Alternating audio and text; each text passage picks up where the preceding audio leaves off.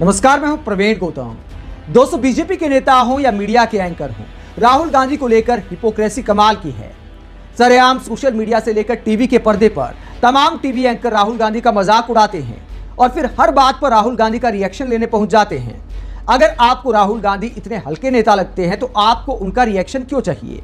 जैसे देश के प्रधानमंत्री से लेकर बीजेपी के तमाम नेता राहुल गांधी का मजाक उड़ाते हैं, कहते हैं कि गंभीर नेता नहीं है। उसके बावजूद पूरे चुनाव कैंपेन में देश के प्रधानमंत्री राहुल गांधी को ही टारगेट करते रहे।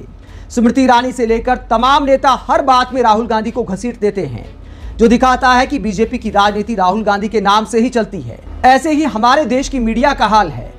सत्ताधारी पार्टी के नेताओं और मीडिया एंकरों ने लगता है कि एग्जिट पोल को ही चुनाव का परिणाम मान लिया है और टीवी चैनलों को ही चुनाव आयोग मान लिया है।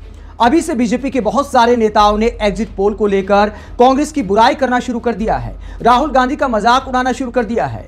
बहुत सारे एंकर, पत्रकार कई तरह की सलाह राहुल गांधी को दे रहे हैं, मानो 4 जून के नतीजे आ गए हैं, जबकि इतिहास में इन टीवी चैनलों के बहुत सारे एग्जिट पोल गलत साबित हुए हैं। फिर आखिरकार आपको राहुल गांधी के रिएक्शन की क्या जरूरत है? अगर आप इतने सही हैं, भविष्य की सलाह दे रहे हैं, राहुल गांधी की आलोचना कर रहे हैं, तो आप इतने कैमरे लेकर, रिपोर्टर भेजकर राहुल गांधी का रिएक्शन क्यों मांगते हैं? एग्जिट पोल को लेकर जब तमाम मीडिया रिपोर्टर राहुल गांधी से बात करने गए तो देखिए किस अंदाज में राहुल गांधी ने मीडिया को जवाब दिया। मोदी पोल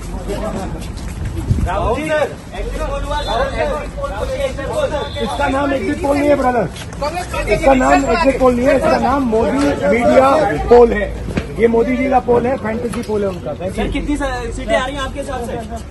सरकार बन रही है। सिद्धू मूसेवाला का सॉन्ग सुना आपने? 295।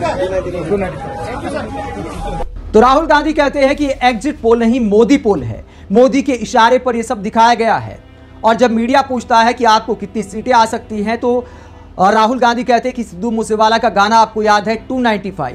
इंडिया गठबंधन की इंटरनल रिपोर्ट के आधार पर उनका ऐसा अनुमान है कि 295 प्लस आ सकती हैं। हालांकि हर कोई दल अपने पक्ष में दावा करता है, लेकिन दोस्तों एग्जिट पोल पर अगर राहुल गांधी सवाल उठा रहे हैं तो कई सवाल खड़े होते हैं। दोस्तों, हो सकता है कि टीवी चैनलों के एग्जिट पोल सही साबित हो जाएं, लेकिन क्या इससे पहले जनता को मूर्ख बनाया जा रहा था?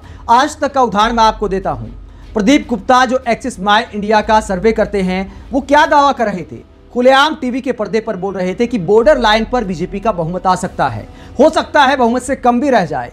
400 पार का आंकड़ा तो दूर की बात है, अब तो 300 पार हो पाएगा नहीं, 272 पार बीजेपी जा पाएगी नहीं। सवाल इसका है, आखिरकार 2 दिन में ऐसी क्या रिपोर्ट आ गई कि एक तरफा धुआंधार बहुमत बीजेपी को दे दिया?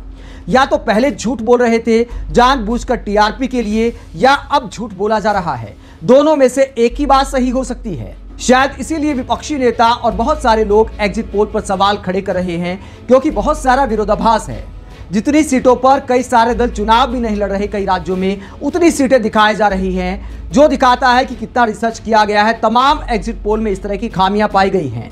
इसीलिए विपक्षी नेता इसे संदेह की दृष्टि से देखते हैं और इतिहास बताता है कि छाती ठोककर दावा करने वाले कई चैनलों के जो एग्जिट पोल है वो गलत साबित हुए हैं। आप राहुल गांधी के मीडिया को ऐसे जवाब को लेकर क्या सोचते हैं और आप एग्जिट पोल को लेकर क्या सोचते हैं? क्या ये सही आंकड़े आपको लगते हैं, या फिर तुक्का मारा गया है, या फिर जानबूझकर ऐसा दिखाया गया है? कमेंट बॉक्स में अपनी राय जरूर दें। अगर आप हमारी पत्रकारिता को पसंद करते हैं तो थैंक्स के ऑप्शन का इस्तेमाल करें, वीडियो को लाइक करें, चैनल को सब्सक्राइब करें। नमस्कार।